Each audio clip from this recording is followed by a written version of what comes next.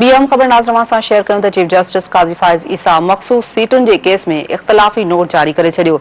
संदसि इन हवाले सां चवणु आहे त अक्सरियती फ़ैसिले में केस जी बुनियादी शयुनि खे नज़रअंदाज़ कयो वियो आहे।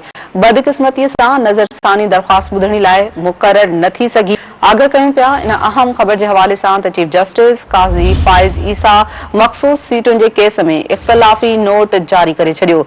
संदसि चवणु आहे त अक्सरियती फ़ैसिले में केस जी बुनियादी शयुनि खे नज़रअंदाज़ कयो वियो आहे। बदकिस्मतीअ सां नज़रसानी दरख़्वास्त ॿुधण लाइ मुक़रर न थी सघी आहे। मुल्की आइन तमाम सवली ॿोली में आहे, जस्टिस काज़ी फ़ाइज़ ईसा चयो आहे।